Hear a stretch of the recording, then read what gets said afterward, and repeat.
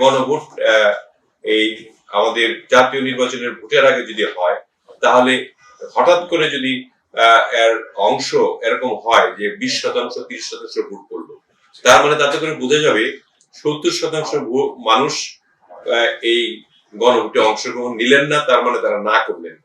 তাতে করে যা এই সনদটার একটা বিভ্রান্তি হয়ে যাবে সনদ নিয়ে। সেই কারণে বিএনপি অনড় রয়েছে যে যে করেই হোক না কেন এই গণভোটটা যাতে জাতীয় সংসদের সঙ্গে হয়।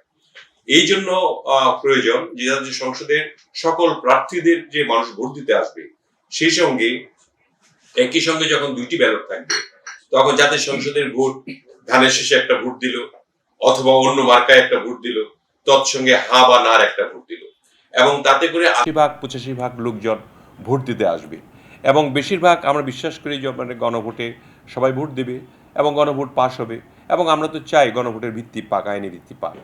তখন এটা লেজিট হবে।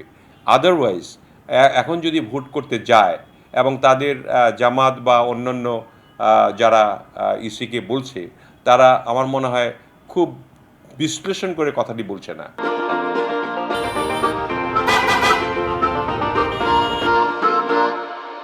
এটা যে পার্সেন্টেজ অফ ভোট যে কম হতে পারে, এই চিন্তাটা তাদের মাথায় হয়তো নাই, সেই জন্য এই কথাটা বলছে।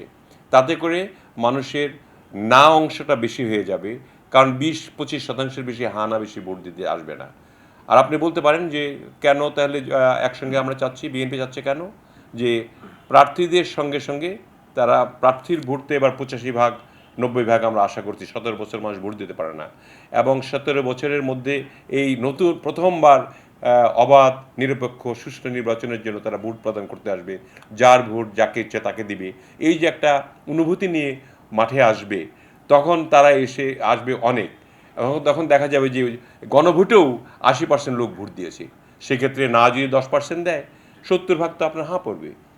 এবং বিএনপি এটাই চায়, অর্থাৎ বিএনপি এর পক্ষে, এটা কার্যকর একটা পদক্ষেপ হবে।